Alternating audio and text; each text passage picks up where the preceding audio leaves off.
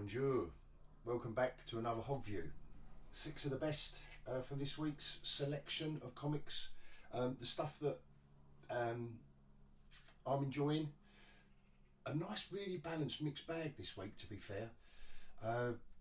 Last week it was, I forget, it was all independents or whatever it would, but we're getting back to a bit of balance. Not a lot Marvel wise. A lot of it was the stuff that I don't read, so I'm only going to recommend the stuff I'm reading, not just reeling off, you know, you must know by now what's coming out every week. But these are the ones if you want to get back into it and step back into the comic shops, like I've been saying. But if this is the first video of mine you're watching, I want people to get their asses back in the comic shops and don't believe the naysayers that are saying it's full of it's mimicking the TV and films, which is, you know, the gender politics and all the unnecessary stuff. There is that there, but there's also a lot of good stuff, and I'm bringing you half a dozen every week that I recommend. I've been reading for 50 years, and anyway, and I enjoy it and I'm loving it. So this is all good stuff. Please, if you watch it and like it, please press the old like button. It really does help. And please subscribe if you want to see more. This is the 6 this week. This is a really nicely balanced bag, starting with ye olde traditional stuff. There we go. Little bit of Amazing Spider-Man. Unusual. We'll get into it after the scroll, but unusual one-off story this month. These Batman books at the moment are really good. I've got to say, DC are doing a nice job of these Batman books, and this one as well. If you like the gothic-y side of the character more than Detective Comics, they're getting a nice balance there between Batman and Detective. Little independent Sacrament, Peter Milligan is mad. It is mad insanity. Again, loving the return of Peter Milligan, suddenly popping up with AWA comics. Twig. This has been great. This is the issue 5, last issue, but just bear with me, and if you can pick up these 5 issues or a graphic novel, you won't regret it. And the last pick. Now I know this is going to be an unusual one. Please don't groan if you are into all new comics. I know this is old, but it was reissued in July, I believe. I mean, this is 10 years old, this comic, but Sam Keith, I've got to do it because I saw this on the shelf this week, and I didn't have a copy, and I'm a Sam Keith fan, and like I've been saying, I've been trying to get back into comics, the modern stuff, because people have been telling me, nah, load of old crap. Well, it ain't. Join me after the scroll for the more detailed look at these little beauties.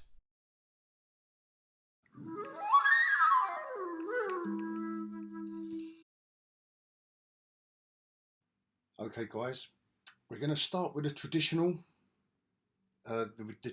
comic first, or the traditional 2 comics first, with the Batman ones.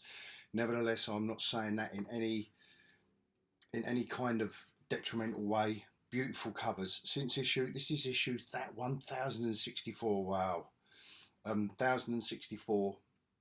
This new storyline, if you wanted to jump on, this is the 3rd part of the new storyline. So 1062, is that? Yeah, 2, 3 and 4. Part 3. This is the gothic. This is a really lovely gothic take on Batman. You've got the modern take with Batman and all the others, and I've gone through like the future Gotham and all that kind of stuff, and I've got another one coming up after this, Beyond the White Knight. This one, I'm liking it because of it's got that darker, grittier feel, which is nice. That's what all these comics, you know, under the same title should do. They should be offering you a different take on these characters. Nice artwork here for the little backstory bit that goes back to, I think you can guess who, without giving too many spoilers away, which is a part of the story which has its ramifications at the end. but I just like the feel of this Batman. But if you just bear with me as I'm going through the artwork with you and rambling on, this is the only Batman we get. I really liked it in this issue. It's really worth checking out this new storyline. I'm not saying go back and get, you know, the new run of Detective or whatever it is, or wait for the graphic novels to come along. I just really like this grim and gritty feel with, like I say, it's got an almost gothic feel to it. I don't know whether it's the artwork, and you know, you kind of maybe had a guess where it was going.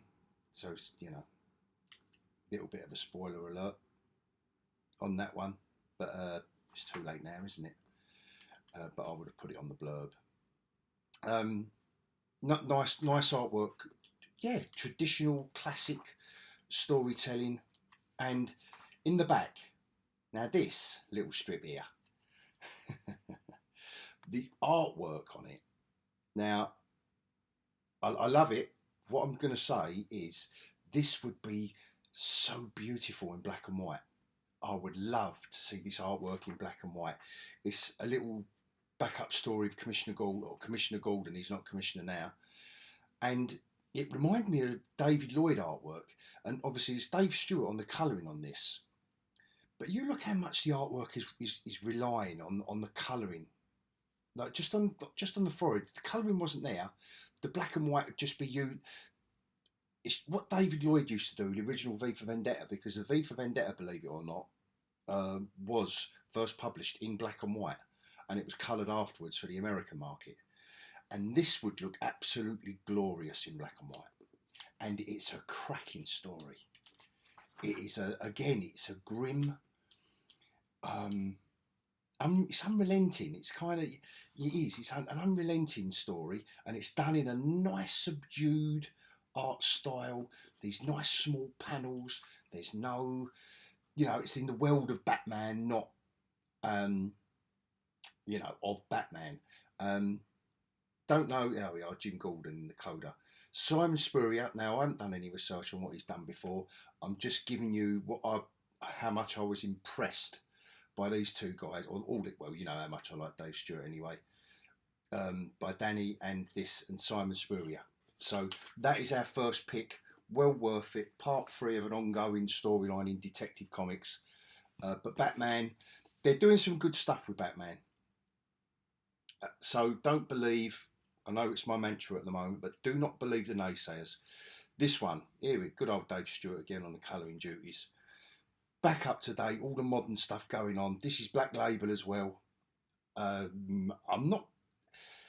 kind of missed the whole Black Label debut and stuff, but you know, as we go on week by week, I'll start getting back into it with you lot as well. And now we've got the modern take. Sean Murphy on everything, script, art, done the cover. Dave Stewart's on the colours. So this story, more modern. Just love his artwork style. Love his artwork style. Cracks along, and the colouring. Dave Stewart, when he gets artwork like this, you can tell he revels in it. I love it. And like I say, I don't want to give too much of the stories away in this stuff. And I know that might be some people might find that as a cop out, but I'm trying to show you as much as I can without giving. You know, if you stood in the comic shop and leafed through it, I know you'd get something. And I like seeing. I haven't seen him for years in a comic, Batman Beyond, and I know I've probably missed things, and I'm a bit behind on the time. So I do apologise if, you know, to anyone who kind of raising their eyebrows to me saying that comment. But I just enjoyed seeing him in a nice, you know, modern story, nice modern artwork, and it's just a good addition. It's not just some kind of repetitive. This is nice. Look, I just love it. It's not some kind of repetitive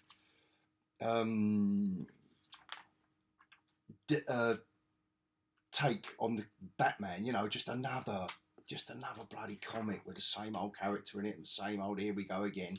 I think DC are making a nice balance. I think they're finding a nice balance with the and this, like I was saying with the Detective Comics and that artwork.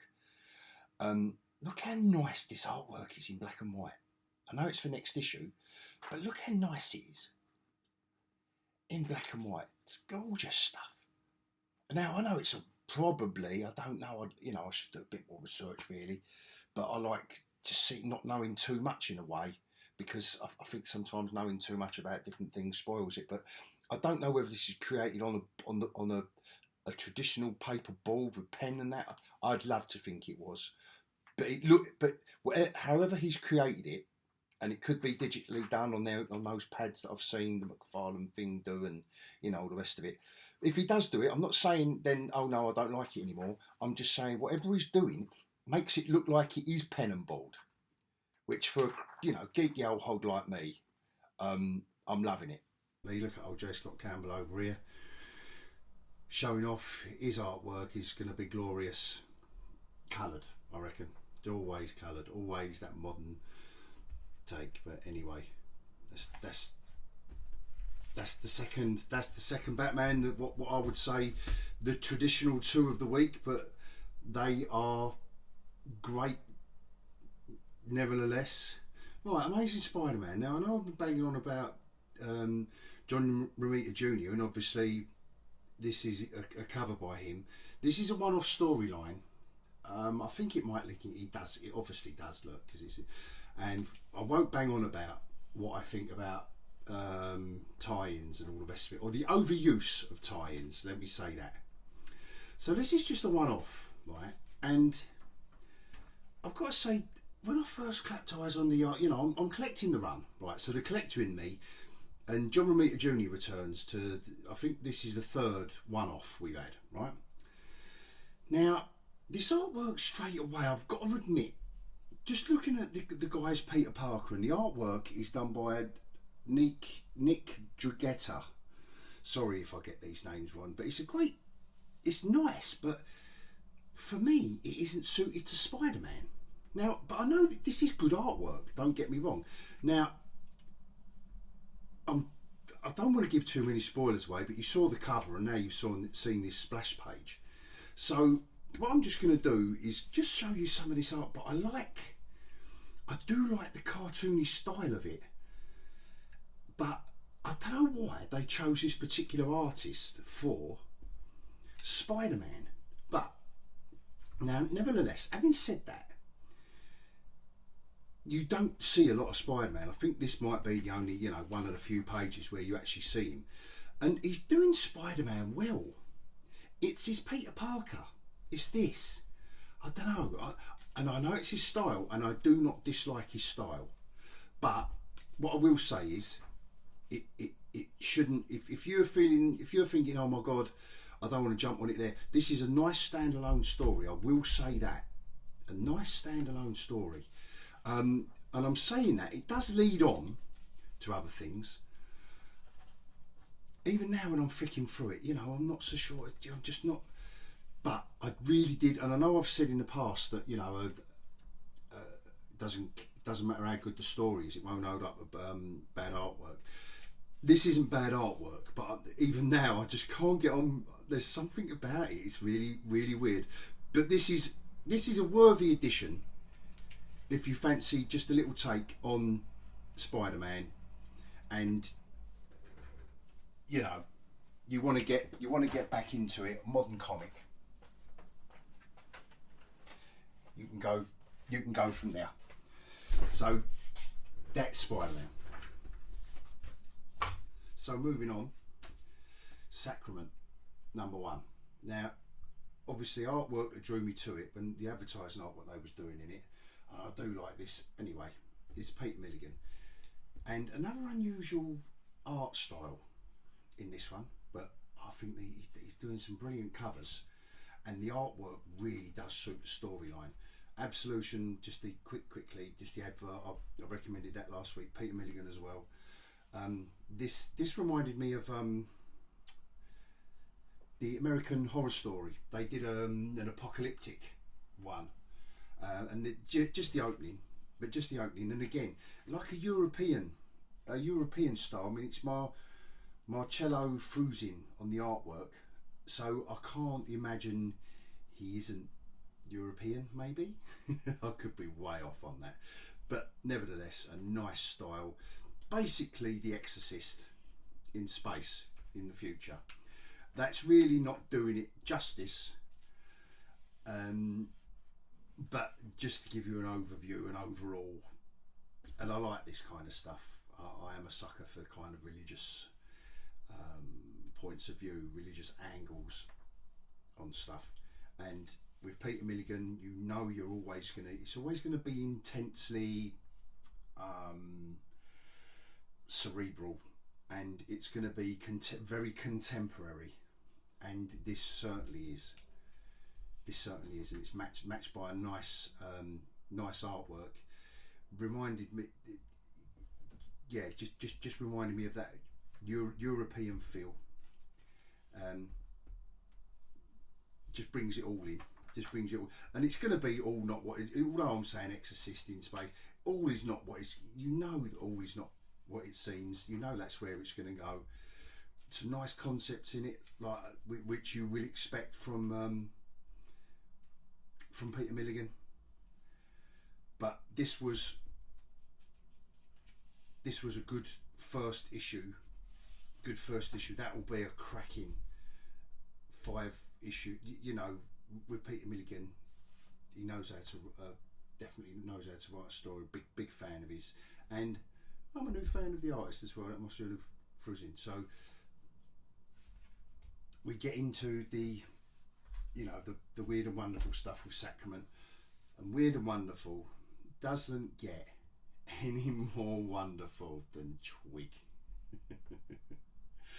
Now, Scotty, this is issue 5, so this is the last issue, so I will be delicate towards the end, but nevertheless, this has been joyous, this series, written by Scotty Young, who, you know, doesn't really need any introduction, but if it's a name you don't know, then I will be checking out I Hate Fairyland for a start in upcoming weeks. And it goes beyond that. It does the man a disservice, but he's a good writer artist. Let's call him a storyteller. This has been consistently good from the beginning.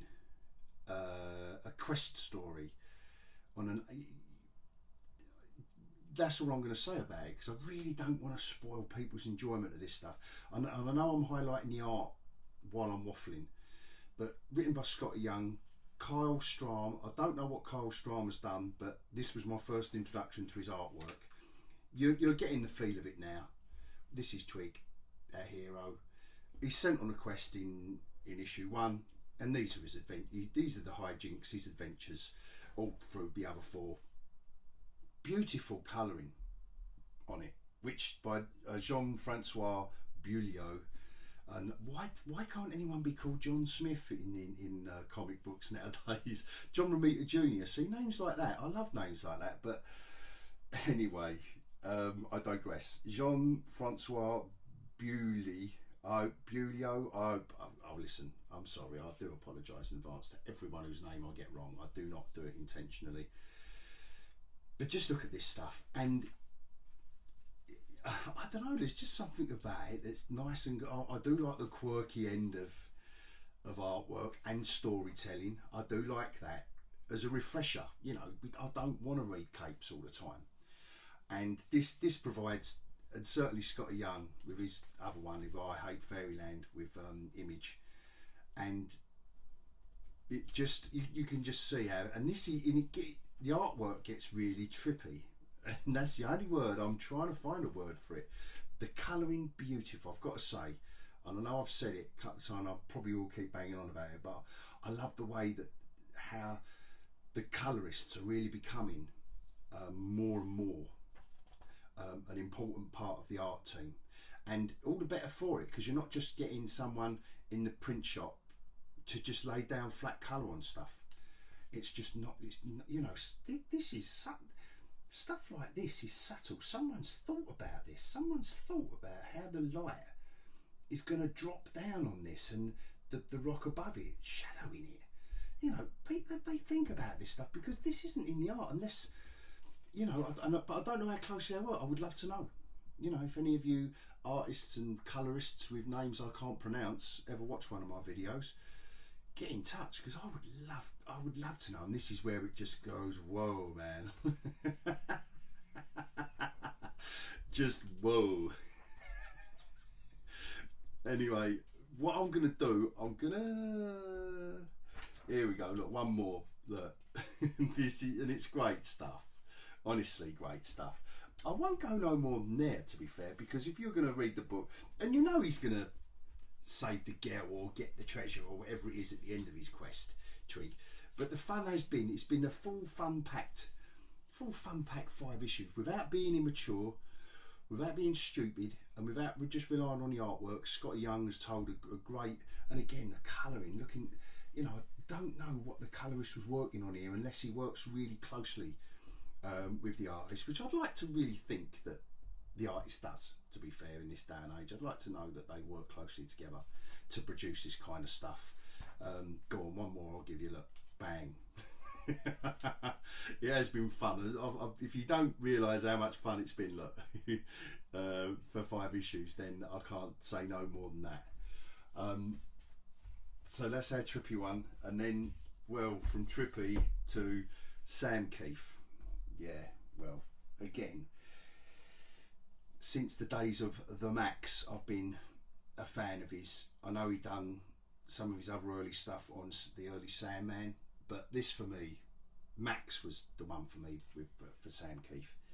But this, the Hollows, like I said, I know it's 10 years old ish, but I don't know the Chris Ryle, the author, but they did this one-off special. It's a sci-fi story, and I love that Sam Keith has really dialed down the intensity of his art here. It's almost like the penciling, and it hasn't been inked, which I loved for this. I loved it.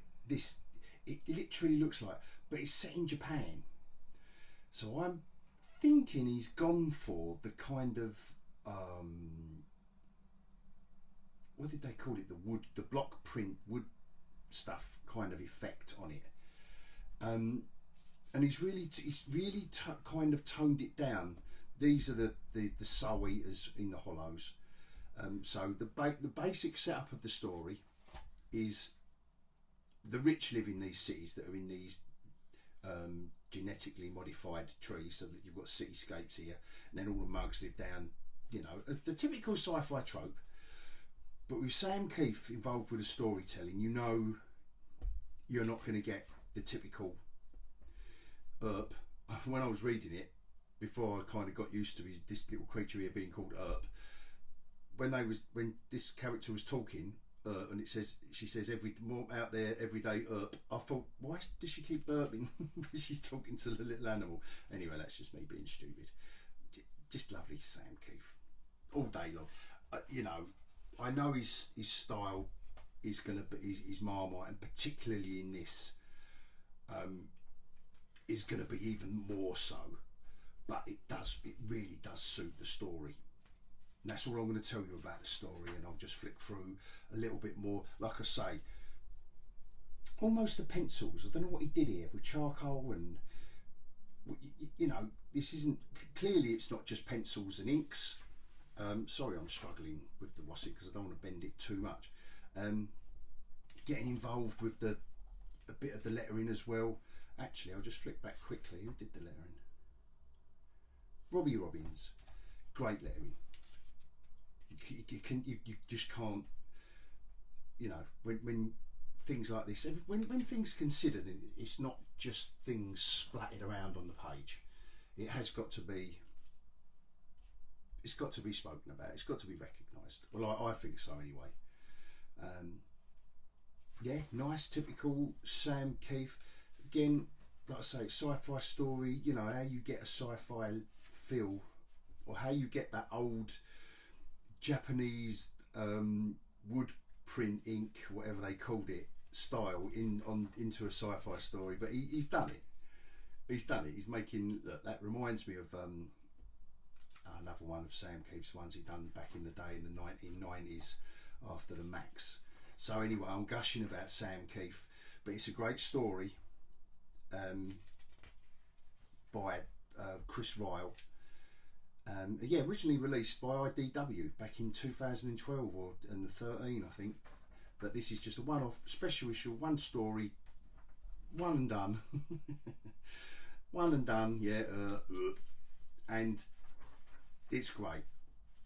It's great. I won't leaf through it because obviously it's a, you know, it's a square bound format, single edition, self-contained story. But you get the gist from there. And that is the sixth. That is the sixth and final recommendation from this week. And I hope, you know, I'm not expecting everyone to go out and buy all 6 books just because I said so. If there was 1 or 2 there, or even in the comments, listen, come back at me, please. People start coming back at me at comments. It's not just about views and likes, and say what you have bought or what you might want me to talk about and have a look at and let other people see that I might have missed. You know, let me know about stuff I might have missed, because I'm not getting every single thing. I know that we can't leaf through every single comic, or have I overlooked, like I said, Marvel this week. There wasn't much out. But if you think there was, then please just let me know and let's get involved. Let's get some chatting going on about good old comics. I'll leave it there for this week. Thank you ever so much if you've stayed with me all the way. And I will leave it there until next time. Adios.